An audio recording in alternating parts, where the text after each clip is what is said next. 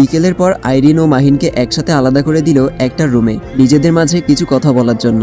আইরিন চুপচাপ মাহিনের পেছনে গিয়ে দাঁড়িয়ে মাথা নিচু করে বলল, আজও কথা বলবেন না আমার সাথে? কি বলবেন বলুন। মাহিনের কণ্ঠে বিরক্তিকর ছাপ। আইরিন আবারও নির্লজ্জের মতো বলল, আমাদের এখানে কেন আলাদা করে দিয়েছে সবাই? মাহিন আবারও সোজাসুজিভাবে বলল, সেটা আপনিই জানেন। ওরা বলল আর আপনি কেন ঢুকে পড়েছেন? আইরিনের একটু মন খারাপ হলেও চুপচাপ রইল, কারণ সে চায় না যাওয়ার মুহূর্তে কারো মুড নষ্ট করতে। তবুও মাথায় একটা প্রশ্ন সবসময় তাকে খুব ভাবায়, যেটার উত্তর মাহিন চলে গেলে তার জানা হবে না।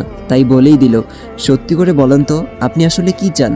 মাহিন আবারও বলল, আমার চাওয়াটা না ভেবে এটা ভাবেন যে আপনার মন কি চায়, আর আমি কি চাই তা সময় হলেই বুঝতে পারবেন। সন্ধ্যার পর সবার থেকে বিদায় নিয়ে চলে গেল মাহিন। আইরিনের সাথে আর কথা বলেনি। রাতে আইরিন তার বাবাকে গিয়ে বলল, আমি এখানে থাকবো না বাবা, আমার ভালো লাগছে না, আমি তোমাদের কাছেই থাকবো।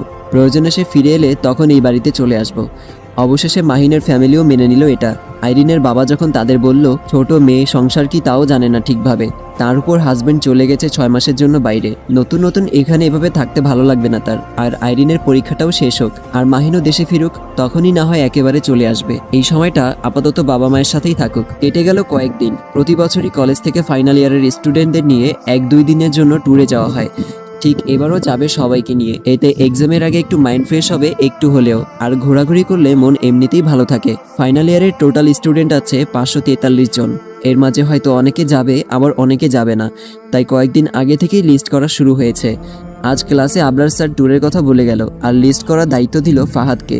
ছেলেটা পলিটিক্স করে, নানান জায়গায় মিছিল মিটিংয়ে সেই পোলাপানদের একসাথে করে। তো আবরার স্যার টিম ম্যানেজমেন্টের দায়িত্বটা তাকেই দিল, কারণ ছেলেটার মোটামুটি হলেও টিম ম্যানেজ করার অভিজ্ঞতা আছে। আর মেয়েদের মাঝে দিল একজনকে। আবরার স্যার ছেলে মেয়েদের মাঝে ভাগ ভাগ করে টিম লিডার বানিয়ে দিয়ে গেছে। আর সকল স্টুডেন্টের দায়িত্ব আবরার নিজেই নিয়েছে, কারণ সে নিজেও স্টুডেন্ট থাকাকালীন ও বন্ধুদের নিয়ে ট্যুরে যাওয়ার সময় নিজেই সব ম্যানেজ করত। ছুটির পর কোচিং শেষ করে বাসার দিকে রওনা দিল ফারহা, আইরিন ও সাথী। বাকি দুজন ফারহাকে বুঝাতে ব্যস্ত, কারণ ফারহার ধারণা তার ফ্যামিলি কখনোই তাকে কোথাও একা যেতে দিবে না। তাই পাশ থেকে আইরিন বলল, প্রয়োজনে আমি ফারদিন ভাইয়া আর আঙ্কেলকে বুঝিয়ে বলবো, দেখবি তারা না করবে না। হুট করেই ফারহা বলল, না তুই ভাইয়ার সামনে একদম যাবি না, কখনো যাবি না, কোনোদিন যাবি না। ফারহার কথায় অবাক হয়ে গেল আইরিন ও সাথী দুজনই। আইরিন অবাক ভঙ্গিতে বলল, কেন যাব না? ফারহা আর কিছু না বলে শান্তভাবে বলল, না কিছু না। আইরিন ও সাথী দুজনই অবাক হয়ে তাকিয়ে আছে ফারহার দিকে। কথাবার্তা একটু অদ্ভুত হলে অবাক হওয়াটাই স্বাভাবিক।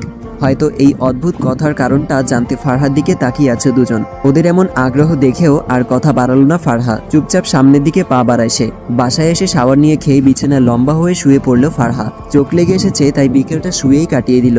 সন্ধ্যা হতেই মা এসে ডেকে দেয়, কড়া গলায় বলে, উঠে নামাজ পড়ে তাড়াতাড়ি পড়তে বস, নামাজ নাই কিছু নাই।